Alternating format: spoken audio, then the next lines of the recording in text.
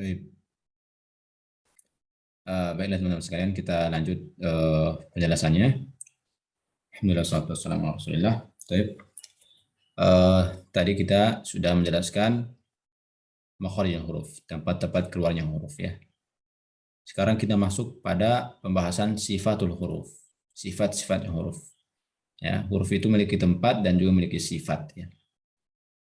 Ketika kita ketahui tempatnya huruf itu, dari masing-masing huruf kita ketahui tempatnya, maka kita harus membaca, mengeluarkan huruf-huruf itu dari tempatnya. Ketika kita membaca Al-Quran, maka kita harus hadirkan itu. Harus kita baca, harus kita keluarkan setiap huruf itu dari tempatnya.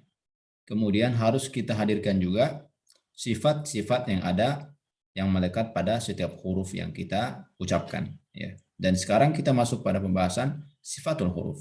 Ya. Sifat-sifat huruf. Ya. Sifat-sifat setiap huruf. Baik.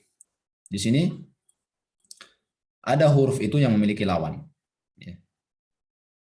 Ya, ada huruf-huruf yang memiliki sifat huruf itu, ada yang memiliki lawan, ada yang tidak memiliki lawan. Ya. Ada huruf memiliki sifat hams. Ya, sifat hams itu lawannya apa? Sifat jahar. Lawannya sifat hams sifat jahar. Ada huruf memiliki sifat syiddah. Syiddah lawannya rokhawah. Ya. Kemudian itbaq. Lawannya sifat itbaq infitah. Ya. Kemudian isti'la. Ya, sifat isti'la. Huruf memiliki sifat isti'la. Ya. Kemudian lawannya huruf sifat isti'la istifal. Isti'la itu artinya meninggi, suara ke langit. Istifal merendah. Ya. Isti'la meninggi, istifal merendah.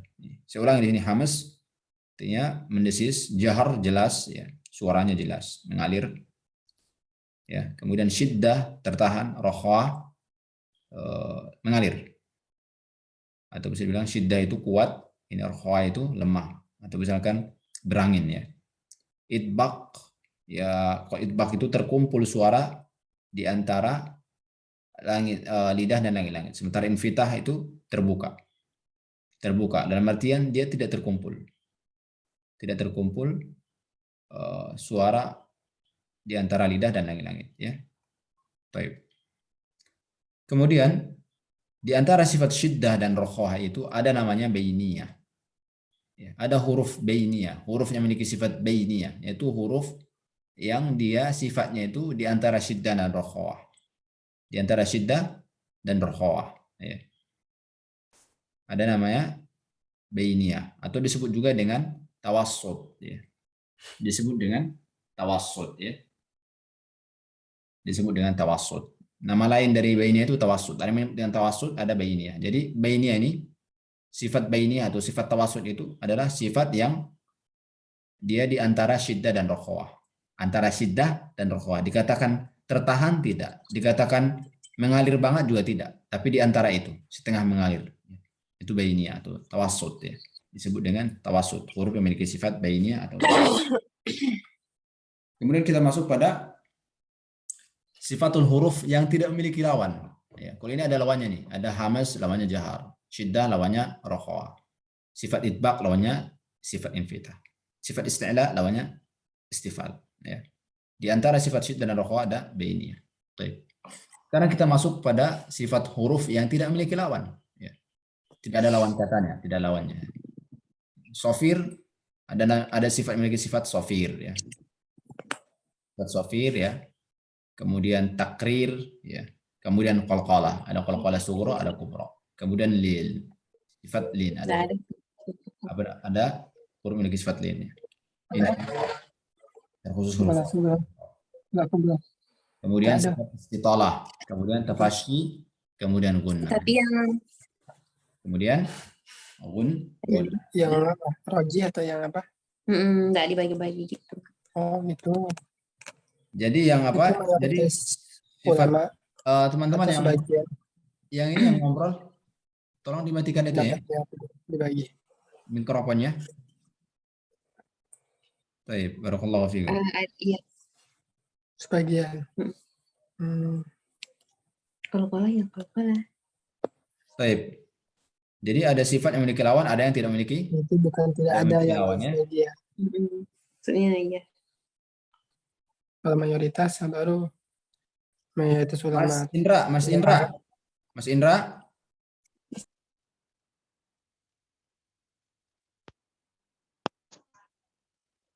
Baik. Jadi ada huruf yang memiliki lawan, ada yang tidak memiliki lawan. Yang memiliki lawan berapa teman-teman? Ada 8 ya. Ada 8. Ada 8 huruf. Ada 8 sifat ya. Hamas lawannya sifat jahar. Idbaq lawannya sifat infitah. Syiddah lawannya sifat rukhuah. Isti'la lawannya sifat istifal ya. Kemudian antara syiddah dan rukhuah bainnya. Nah, ada huruf, ada sifat yang tidak memiliki lawan. Ya, sofir, sifat sofir, takrir, qalqalah, lin, inhiraf, istitalah, tafashi dan gunnah. Nah, sekarang kita perinci satu-satu ya. Yang memiliki lawan dulu ya. Nih, memiliki lawan ya, sifat hamas dan jahar. Ini hamas dan sifat jahar ya. Hamas artinya apa artinya? Banyaknya aliran udara yang keluar. Banyaknya aliran udara atau nafas yang keluar. Ya, itu dari pengertian dari hamas. Hamas artinya itu mendesis ya. Secara istilahnya banyaknya aliran udara yang keluar. Huruf-hurufnya tergabung dalam kata ini. Fahathahu syakhsun sakat. Fahathahu syakhsun sakat. Ada huruf fa, huruf ha, huruf tha, huruf ha, huruf shin, huruf kha, huruf sad, huruf sin, huruf kaf, dan huruf ta. Ya. Ini semua huruf-huruf hamas. Kalau kita mengucapkan huruf ini, semua huruf ini, maka kita harus lebih dominankan, lebih banyakkan bunyi apa? Napasnya. Udara yang keluar. Fa, ha, ah, tha, ath, ha, ah, sha, ash, kha, akh, sa, as, sa, as, ya, ka, ak, ta, at. Jadi harus ada apa? Udara yang keluar. Banyak udara yang keluar atau banyak napas yang keluar. Itu terkhusus huruf hamas. Kapan seseorang membaca huruf-huruf ini dengan tidak mengeluarkan, tidak ada angin yang keluar atau napasnya tidak banyak yang keluar, maka keliru. Contoh seperti huruf fa. Fa-nya itu nggak ada bunyi desisannya, tapi kental banget, pa gitu, keliru ya. Atau ini dibacanya kurang apanya? Kurang napas, kurang banyak napas yang keluar atau udara yang keluar. Contoh dibacanya setengah gitu, ha gitu. Atau hanya orang Indonesia, biasanya orang Indonesia itu kalau baca huruf h-nya itu kurang gitu, kurang halus gitu kan, ya, kurang banyak angin yang keluar. Baik. Kemudian jahar ya, hamas itu lawannya sifat jahar. Ya. Kalau hamas tadi banyaknya udara yang keluar, kalau jahar dia tertahannya aliran udara. Aliran udara tertahan. Kenapa? Ya, kenapa tertahan? Ya, karena kuatnya huruf itu ya, atau ya karena kuatnya huruf itu. Contohnya apa? Kayak huruf apa misalkan? Huruf ba, ab, ya, ab, ja, aj, ja. Pokoknya selain huruf ini, huruf-hurufnya selain huruf hamas. Huruf jahar itu selain daripada huruf hamas. Semua huruf hijaiyah selain daripada huruf hamas ini. Ada berapa huruf hamas? Ada 10 ya, ada 10. Berarti sisa berapa? Sisa 19 atau 18 ya. Nah, semuanya itu memiliki sifat jahar. Maka yang dia didominankan di huruf memiliki sifat jahar itu apa? Suaranya. Suaranya. Misalkan huruf dal, da, ad. Yang didominankan, yang harus kita dominankan ya, kita mengucapinya itu, yang harus dibanyakin itu suaranya, bunyi suaranya, dijelaskan suaranya, bukan nafasnya atau anginnya yang dibanyakin. Kalau ada orang bacanya misalkan huruf dalnya dibanyakin anginnya, itu keliru. Misalkan huruf dal ya, dibacanya banyak anginnya, da, de, do, ini salah, keliru. Ya, karena huruf dal di sini bukan huruf yang bersifat hamas, tetapi dia sifat jahar. Dalam artian tidak banyak angin yang keluar, tidak banyak nafas yang keluar. Kapan seseorang mengeluarkan banyak nafasnya atau udara yang keluar dari mulut, maka keliru pengucapan itu. Ya. Contohnya dibaca seperti ini, Maliki yaumiddin, din, jangan ya, ini keliru. Ini saya sering dapatkan yang membaca seperti ini biasanya dari kita nih, orang-orang Jawa ini ya. Orang-orang Jawa misalkan mereka suka membaskan atau menghamaskan huruf-huruf itu. Enggak cuma di huruf dal. Bahkan setiap akhir kata biasanya di apa namanya itu, dihentak gitu sehingga banyak angin yang keluar. Kalau dia huruf hamas mungkin nggak apa-apa, tapi ketika dia pada huruf-huruf yang memiliki sifat jahar, maka itu tidak boleh. Keliru ya. Misalkan a'udzubillahi minasyaitonir rajim. Ini keliru. Tidak boleh dibanyakin angin yang keluar. Karena hurufnya memiliki sifat jahar.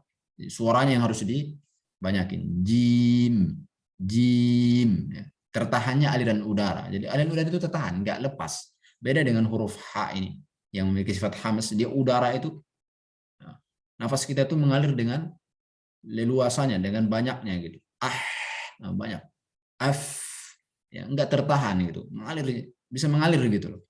Ada penjahar tidak ya, agak tertahan aliran suaranya dan lebih dominan ke bunyi suaranya. Bisa dipahami teman-teman perbedaannya? Bisa ya? Iya Ustaz. Baik. Tapi sepertinya waktunya sudah habis ini. Gimana, mau kita lanjut? Atau itu cukup sampai sini? Sampai jam sampai jam berapa kita teman-teman?